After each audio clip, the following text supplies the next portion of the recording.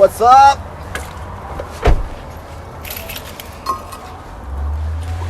What's going on, guys? Another great day here, Gracie Barra, North Phoenix. It's a little bit rainy today, which is always a treat in the desert. I'm glad you guys are having a chance to join us for the day. We have a GB1 class about to start. It's usually the class that I teach, and I'm inviting you guys to join with me. I'm excited to show you a little bit of my work as a teacher and how I use the GB1 curriculum and the GB1 class structure to try as best as I can to create a great training experience for our students. So, welcome. Let's go inside.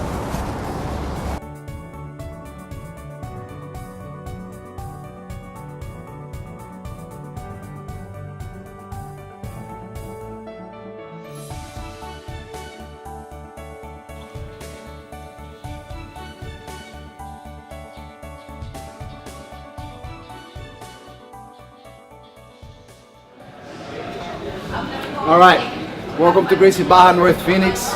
We're about 5 minutes to start the class. There's usually a great transition here between the kids class, and today we have a special women's self-defense class going on. We're running our Women in Charge program, so we have a lot of new ladies trying out the class, right? And what I love about this school is that we actually have 2 mats, so we can actually have classes running at the same time. We're gonna have a GB1 class starting in a little bit, so glad you guys are joining me on the match today. Let's go ahead and check it out. It's about 5 minutes, the time that I start, reviewing my notes and getting ready for practice. So follow me. What's up, boys? We're trying to get taller. Yeah, we're trying to get taller as well. So yeah. Who's smashing who today? I'm smashing you. Well, I want to see that. I want to see that. I want. You can make a line. You do? Yeah. Well, when they You're roll gonna us- try to fly armbar, You're gonna survive the tournament? You don't know? What a warrior, man. How you doing, buddy? What's up, boys? Yeah, so I always like to spend time, to greet each one of the students personally. It's a lot of people. A lot of times we get lost and we don't make an effort to really get to know them, their name, their story, what some of their goals are. It's hard to connect. So as much as I can, I try to arrive 20, 15 minutes before and be here for the students, greet everybody, and just try to connect before the class. Because once the class starts, really, you gotta focus on teaching, getting the information out, make sure everybody's doing a good job with the techniques, and it's harder for you to have that personal connection with the students. So let's go check out the mat office. We marked the tennis cards. We also have the tennis cards here from the kids class. We have some material here that it's needed on the mats. Whenever we need to fix the tennis cards, we have some cleaning product, things like that. One thing that I personally like to do a lot is prepare well for the classes that I teach. I have a notebook that I use to keep notes of things that I gotta do and thoughts and ideas. But this is also where I prepare for each one of the classes. So pretty much the structure that I like to follow is, I review the videos from Master Carlos, specifically for the GB1, and I like to break down the techniques, think about concepts that I can teach that are related to those techniques, and also think about the safety, any safety tips that I can give for each one of the moves that I'm about to teach, especially on the first move that involves transition from standing up to the ground. Most of the times, that's where most injuries can happen. So it does give me a chance to emphasize what they need to do not to get hurt, but also to instill a culture of safety and taking care of each other. So I usually leave the notes here so I can consult, right? Sometimes I'm teaching, I come here, check on my notes. And one of the things that I've always struggled with, right? And I think every jiu-jitsu instructor struggles with that. You might acknowledge it or not, is students' motivation, right? Especially on GB1 classes. And I like to teach as many GB1 classes as I can.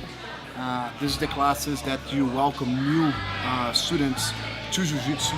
And for me, I see the GB1 as the core program of my school. Over the years, running schools, teaching classes and helping people build their own Gracie Barra schools, I've learned that a strong GB1 program is the foundation of a strong Gracie Barra school.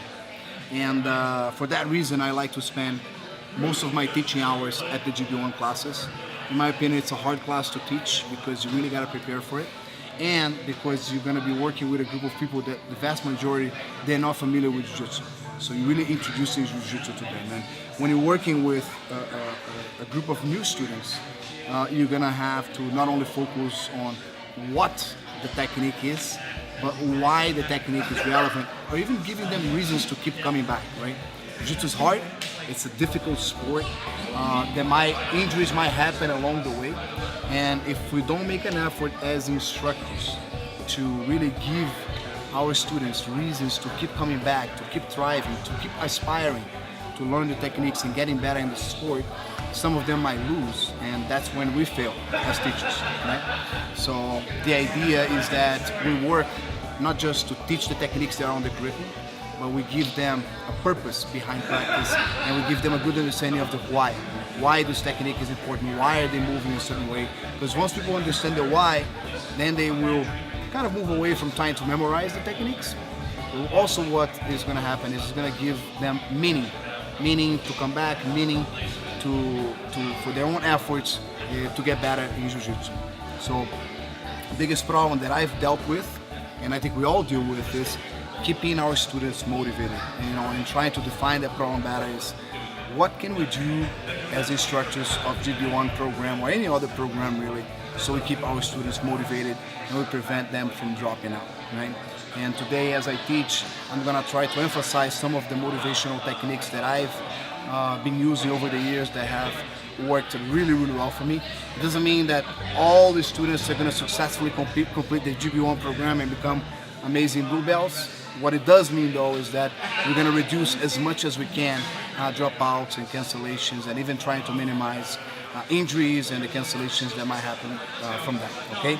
So, welcome to class. Let's get started. All right, guys, go ahead and line up. Striking to a clinch, to a rear clinch, to a final takedown from the rear clinch. Okay, so it's quite a lot that we're going to practice together. However, the most important idea that we practice on all of these self-defense classes that we work with striking is the idea of distance management. As grapplers, our goal is to clinch safely without getting hit, okay? So we can then take the fight down to the ground. The reason why I'm using the back is because he's reacting properly to my attempt to take him down first. We're going to raise it, we're going to grow into it. At first, let's just establish the drill. So, a couple of things that I do to keep the students connected with the why is I explain the reasoning behind the technique instead of just focusing on breaking down the steps. And don't get me wrong, that's very important. I also focus on making sure that they understand why they're doing what they're doing, because it gives them a reason, it gives them a purpose, and the more they can understand that, the easier it is for them to be able to remember that technique, or even to be able to think about it for themselves, right?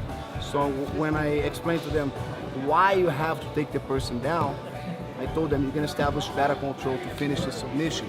Now they have an understanding, they have one more piece of information connected with the technique in itself. And then if they ever get there, the chance of them remembering what they have to do, or even to be able to think for themselves, is much higher. So that's one of the things that I like to do a lot, and you guys can see here in practice. Rear naked choke. Nice. You're welcome, my friend. So one of the things that I learned on the ICP a long time ago is the idea of always correct the students with compliments as well. So you not just say what they're doing wrong, you always find something they're doing right, and then you might say something they're not doing right yet, and then once they fix it, you compliment them again. So it's like the correct praise method, right? Because we as instructors, we are perfectionists, and a lot of times what happens is we end up overcorrecting our students, right? And it's important that we believe in our students, or they feel that we believe on them more than they believe in themselves, by focusing on the positive, by focusing on what they're doing good, It allows them to grow from their strengths instead of criticizing their weaknesses. So that's another tip for you guys. Back to the center, lock your hands on the legs, sit up and lay down, spine up. Choose most to the right, choose most to the left.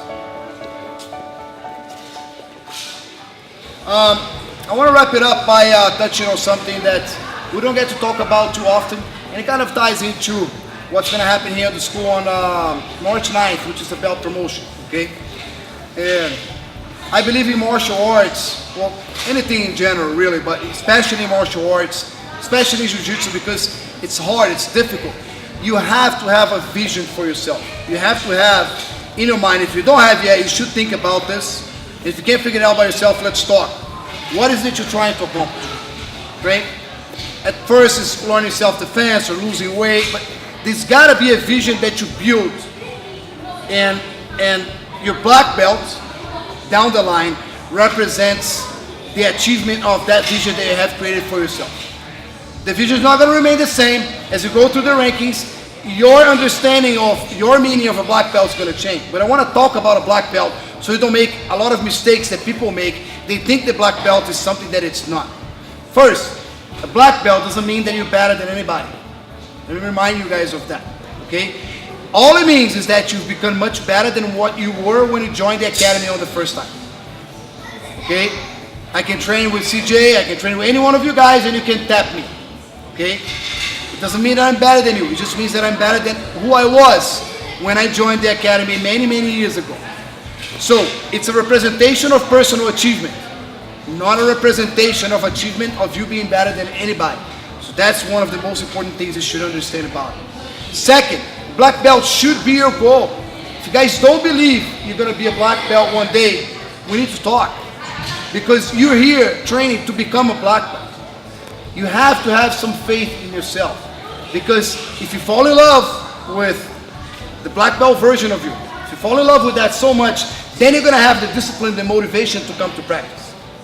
But you have to want to achieve that so much that you're willing to sacrifice other things in your life so you can get there. That's why it's got to be your own version of a black belt, right? Third, being a black belt's the coolest thing in the world. Okay, it's really cool, especially the black belt in Brazilian Jiu-Jitsu.